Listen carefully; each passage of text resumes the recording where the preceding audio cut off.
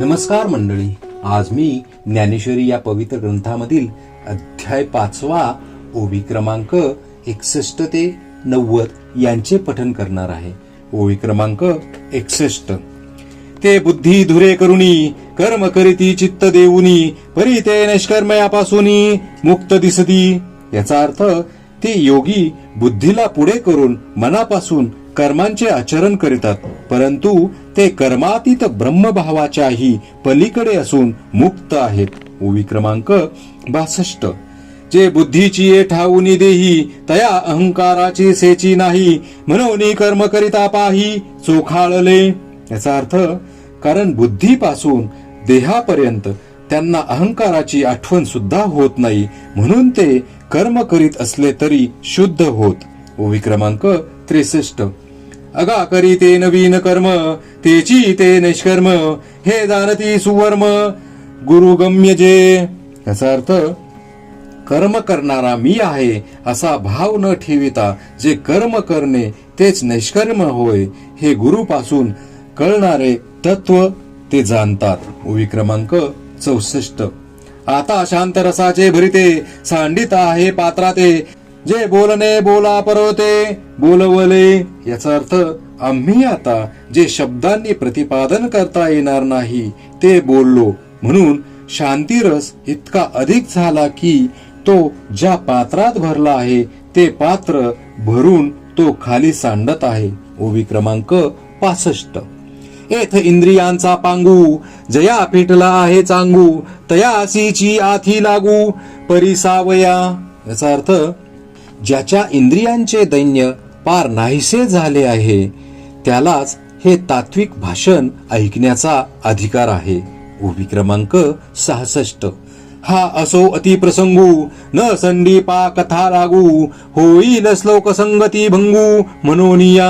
याचा अर्थ मग श्रोते ज्ञानेश्वरास म्हणतात, अहो हे विषयांतर पुरे करा, कथेचा संबंध सोडू नका, कारण श्लोकांच्या संगतीचा बिघाड होईल. ओवी क्रमांक 67. जे मना आकळिता कुवाडे गागू सीता बुद्धी नातुडे ते देवाचे निसुरवाडे सांगवले तुझ. याचा अर्थ जे मनाने समजण्यास अवघड व विचार करूनही बुद्धीला न सापडणारे ते देवाच्या अनुकूलतेमुळे तुम्हाला सांगता आले. ओवी क्रमांक 68. जे शब्दातीत स्वभावे ते बोलीचे जरी फावे तरी आणिके काय करावे कथा सांगे. याचा अर्थ जे मुळीच बोलता येत नाही ते जर बोलण्यात सापडले तर आणखी उपाय कशास पाहिजे, परंतु हे असो आता कथा सांगा. ओवी क्रमांक 69. हा आरती विशेषू श्रोत यांचा जाणोनी दास निवृत्तीचा मने संवादू दोघांचा परिसोनी परिसा.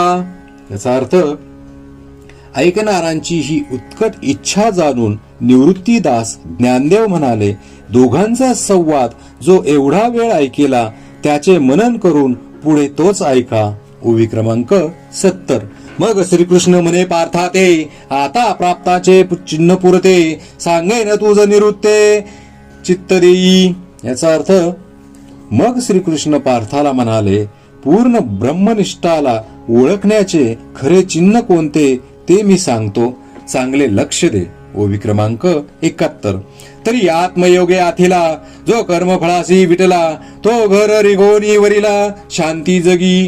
याचा अर्थ हे पहा, आत्मज्ञानाने जो पूर्ण भरला व ज्याला कर्मफलाचा अगदी वीट आला त्याला या जगामध्ये घरी बसल्याच शांती येऊन वरते प्राप्त होते. ओवी क्रमांक 72. येरू कर्मबंदे किरीटी अभिलाषाची या गाठी कळा असला खुंटी फळभोगाच्या. याचा अर्थ अर्जुना, दुसरा जो संसारी तो कर्मबंधाने बांधला जाऊन अभिलाषाच्या गाठीने फलभोगाच्या खुंट्याला बळकटपणे बांधला जातो. ओवी क्रमांक 73. जैसा फळाची हावे तैसे कर्म करी आघवे मग न खिजेची येणे भावे उपेक्षी जो. याचा अर्थ फलेच्छेने कर्माचरण करणाऱ्याप्रमाणे जो सर्व कर्मे यथासांग करीतो, परंतु त्या कर्माचा मी करता नव्हे असे समजून कर्माचा त्याग करीतो त्या पुरुषाची काय योग्यता सांगावी. ओवी क्रमांक 74. तो जयाकडे वासू पाहे ते होती सुखाची सृष्टी होय, तो म्हणे ते तर आहे महाबोधू. याचा अर्थ तो पुरुष जिकडे तिकडे पाहतो तिकडे तिकडे सुखमय सृष्टी होते आणि तो म्हणेल तेथे ब्रह्मज्ञान उभे राहते.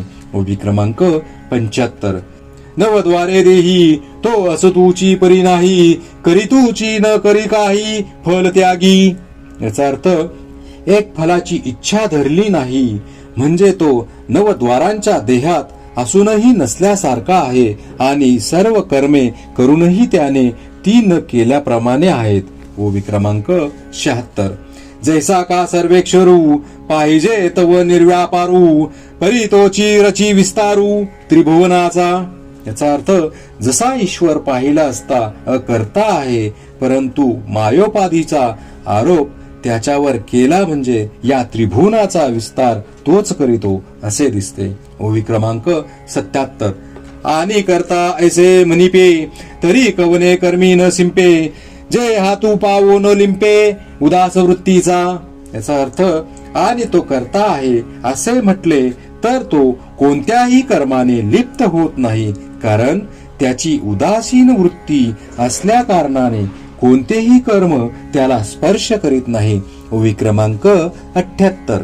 योग निद्रा तरी न मोडे, अकर्तेपणा सोडू न पडे, परी महाभूतांचे दळवाडे उभारी भले. याचा अर्थ त्याच्या योग निद्रेचा मुळीच भंग होत नाही व त्याच्या अकर्तेपणालाही घडी लागत नाही, म्हणजे अकर्तेपणा मोडत नाही, पण तो महाभूतांच्या समुदायांची उत्तम उभारणी करीतो.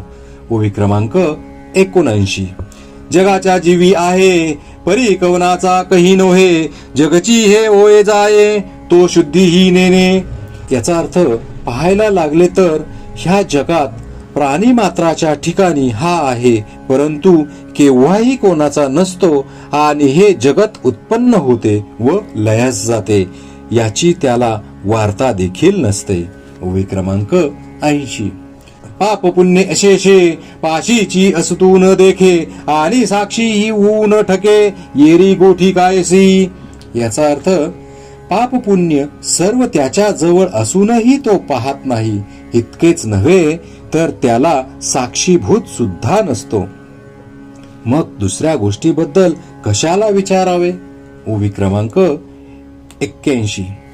पै मूर्तीचे निमेळे तो मूर्तची होऊनी खेळे, परी अमूर्तपण न मिळे दादुलयाचे. याचा अर्थ परंतु मूर्ती धारण करून तो देहाच्या बरोबर खेळतो, अवतार घेऊन जगामध्ये वावरतो, परंतु त्या प्रभूचे निराकरण मोडत नाहीत. ओवी क्रमांक 82. तो सृजी पाळी संहारी, ऐसे बोलती जे चराचरी, ते अज्ञान गा अवधारी पंडुकुमरा. याचा अर्थ असे असता अर्जुना तो चराचर सृष्टी उत्पन्न करतो, पालन करतो आणि संहार करतो असे जे लोक म्हणतात ते सर्व अज्ञानामुळे म्हणतात असे समज. ओवी क्रमांक 83. ते अज्ञान जै समूळ तुटे, तै भ्रांतीचे मसरे फिटे, मग कर्तृत्व प्रकटे मज ईश्वराचे.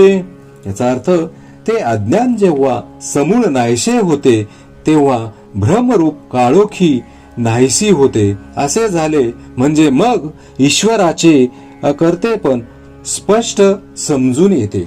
ओवी क्रमांक 84. येथ ईश्वरू एकू अकर्ता, ऐसे मानले जरी चित्ता, तरी तोची मी हे स्वभावता आदीची आहे. याचा अर्थ अशा प्रकारे ईश्वर हा अकर्ता आहे अशी जर मनाची खात्री झाली तर तोच मी आहे हे पूर्वीपासून सिद्धच आहे, तेव्हा अर्थात मीही अकर्ता आहे हे सिद्धच झाले. ओवी क्रमांक 85. ऐसे नि विवेके उदोचित्ती, तयासी भेदू कैचा त्रिजगती, देखे आपुल्या प्रतिदी जगची मुक्त. याचा अर्थ याप्रमाणे विवेकाने ज्याचे मनात उजेड पडतो त्याला या त्रिजगतात भेद कोठला. आपले अनुभवावरून सर्व जग मुक्तच आहे असे तो समजतो. ओवी क्रमांक 86. जैशी पूर्व दिशेचे राऊळी उदया येताची सूर्य दिवाळी की येरी ही दिशा तियेची काळी काळे मानाही. याचा अर्थ कसा तर पूर्वेस सूर्य उगवताच प्रकाश पडतो त्यावेळेस दुसऱ्याही दिशांचा अंधार नाहीसा होतो त्याप्रमाणे. ओवी क्रमांक 87. बुद्धी निश्चय आत्मज्ञान ब्रह्मरूप भावी आपणा आपण ब्रह्मनिष्ठा राखे पूर्ण तत्परायण अहर्निशी. याचा अर्थ ज्याच्या बुद्धीचा निश्चय आत्मज्ञानाविषयी आहे व जो आपण आपल्याला ब्रह्मरूप मानितो आणि रात्रंदिवस ब्रह्मपारायण होऊन आपली ब्रह्मस्थिती पूर्णपणे राखतो. ओवी क्रमांक 88. ऐसे व्यापक ज्ञान भले जयाची या हृदया घेवसिता आले तयाची समता दृष्टी बोले विशेषू काही. याचा अर्थ असे सर्व व्यापक ज्ञान ज्यांना शोधित आले त्यांची समदृष्टी होते हे विशेष करून शब्दाने बोलून काय दाखवावे. ओवी क्रमांक 89. एक आपण पाची जैसे ते देखती विश्व तैसे हे बोलणे कायसे नवलू येथ. याचा अर्थ जसे हे आपणास सच्चिदानंद ब्रह्मरूप आहोत असे समजतात त्याप्रमाणे ते सर्व विश्वाला मानतात यात आश्चर्य ते काय. ओवी क्रमांक 90. परिदैव जैसे कवथिके काहीची दैन्य न देखे का विवेकू हा नोळखे भ्रांती ते जेवी. याचा अर्थ ज्याप्रमाणे भाग्य हे कौतुकाने देखील दारिद्र्याचा अनुभव घेत नाही किंवा विचारला जशी भ्रमाची ओळख देखील नसते. श्री संत ज्ञानेश्वर महाराज की जय.